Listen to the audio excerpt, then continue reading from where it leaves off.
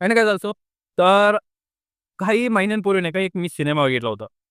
जो की असा म्हणजे माइंडवरती तो सिनेमा आहे. आणि एक खास गोष्ट म्हणजे आता जे मूव्ही इन्फ्लुएन्सर आहे, तर एकाने पण या सिनेमाचं कधी नावच घेतलं नाही गाईस. का घेतलं नाही काय माहिती? मी एका पण सिनेमा इन्फ्लुएन्सर जे आहे, जे रीलवर सांगतात, तर त्यांच्या नोंदवून हा सिनेमा कधीच ऐकला नाही गाईस. ते भक्कम सिनेमे सांगतात, की असा आहे, तसा आहे, मास्टरपीस आहे, माइंडवर आहे, पुन्हा मोटिव्हेशन आहे. पण हा जो सिनेमा आहे ना गाईस, हा तुम्ही कधी ऐकला पण नसाल, कोणी सांगितलं पण नसेल, तो मी सांगतो काही.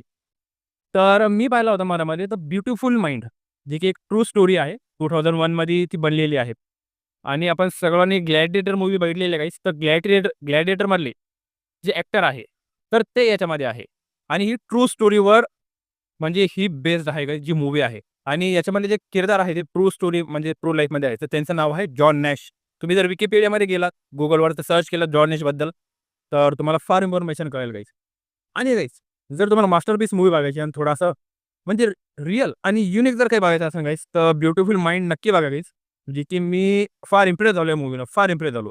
आणि तुम्हाला याच्यातून भरपूर काही शिकायला पण मिळेल गाईस. तर ब्युटिफुल माइंड ही मूव्ही आहे. तर तुम्हाला ऑनलाईन प्लॅटफॉर्मवर इझिली अवेलेबल होऊन जाईल. आणि ही गाईज नक्की बघा ब्युटिफुल माइंड. आणि कशी वाटली कमेंटमध्ये पण नक्की सांगा गाईज.